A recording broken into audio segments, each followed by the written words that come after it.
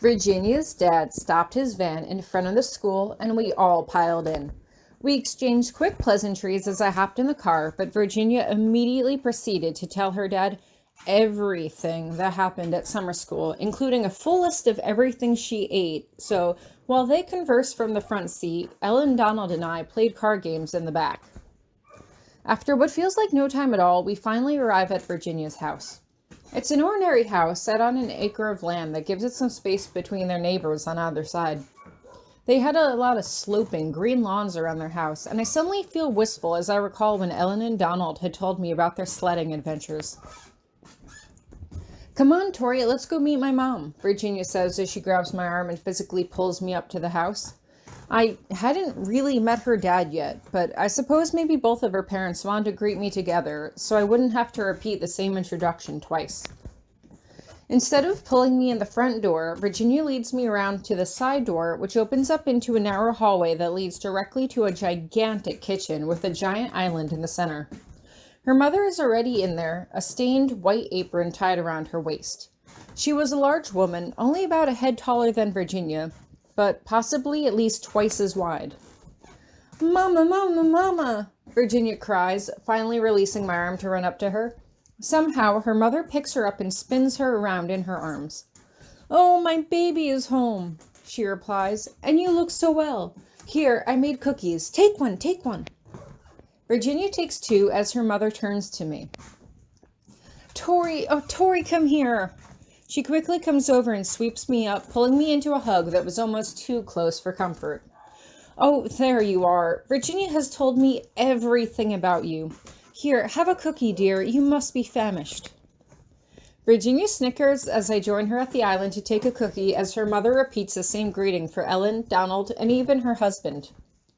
"You can call me Jenny, by the way," she says as she turns back to me. "And this is Philip. You've met Philip." "Hi, Tori." Her dad gives me a friendly wave. He's about twice as tall as Virginia's mom and extremely skinny. They seem like total opposites in terms of appearance and demeanor, and I can't help but grin as I think about me and Grabby. "Hi, Philip and Jenny," I say as politely as I can. "Thank you for inviting me to your home. It's amazing." "Oh, it's nothing compared to what you must be used to," Jenny says with a hand on her cheek.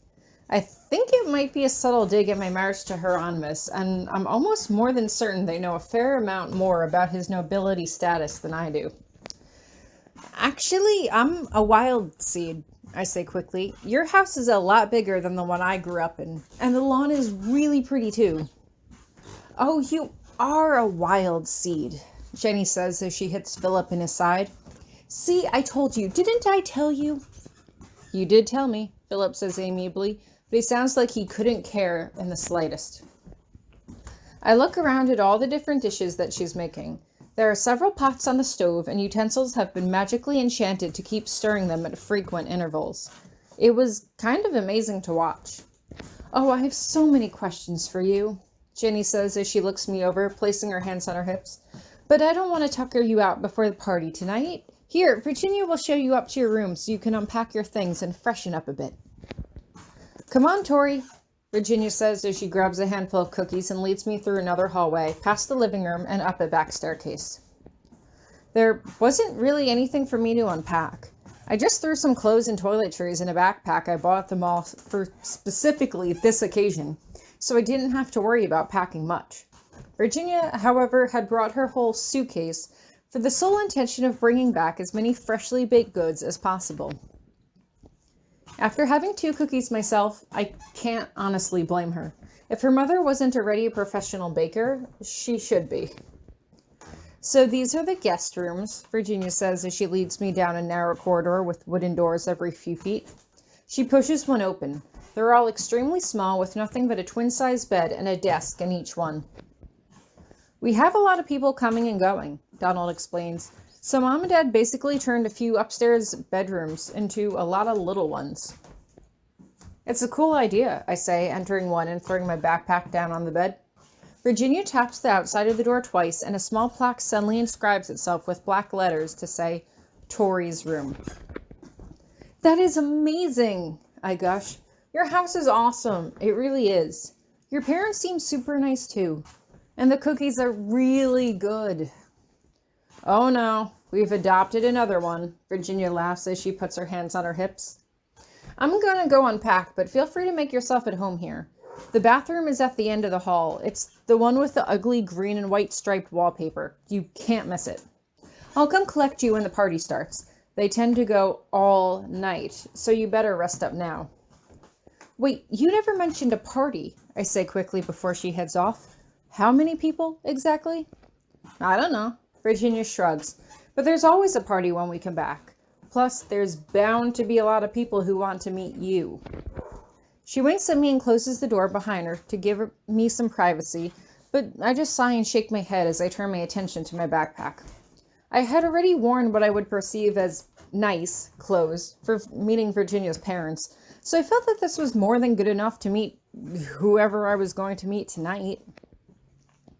Instead, I turned my attention to a little wooden box that Hieronymous had given me before I left. Since there were no telephones at Iris Academy and we handled everything the old magical way, the only way to actually reach him was to write him a letter. Should I write him one now? I did have time to kill, but I didn't want to bother him already and make it feel like I couldn't go one day without his company. Then again, I didn't want him to worry about me. True, he could sense my heartbeat through the stone, but wasn't it appropriate to at least let him know that I arrived safely? With that thought in mind, I quickly sit down at the desk, pull out a pen and a piece of paper, and begin to write. Hieronymous. I just want to let you know that I've arrived safely. Virginia's parents are really nice and their cookies are really good. Apparently they are planning a party tonight. Virginia says that they always have a party when they come home, but she didn't mention this to me. I already had a feeling there would be a gathering, but oh well. We talked about it and I feel prepared. No questions about you yet, but I'm sure they'll be coming tonight. I can imagine that you're sitting at your desk reading your books right now if you're not too busy doing other things, and I hope it's not too quiet for you without me there.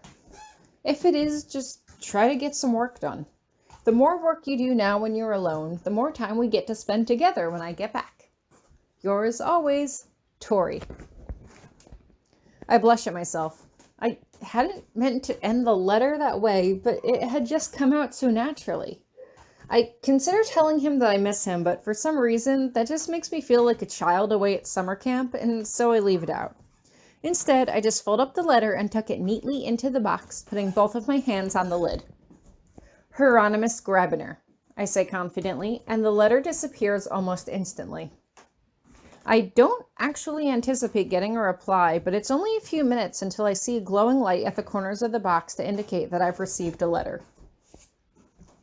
Tori, thank you for letting me know that you've arrived safely. While your presence here is missed, I can manage. Do not let your concern for me interfere with having fun with your friends. I will see you when you return. H. I giggle at the way he put fun in quotation marks and reread the letter. I can't help but smile to myself. It didn't seem as romantic as I would have wanted, but then again, I didn't really expect that it would be. No, the letter was appropriately formal, brief, and to the point, just like he was. If he did miss me more than he let on, he wasn't going to show it. Instead, I turn around and tuck the letter and the box back into my backpack. If the last line of his letter meant anything, it's that he didn't expect me to write him every day and let him know what I was up to, although that was okay by me. If I was going to prove to Hieronymous how mature I was, I would have to play the part, starting with the party tonight.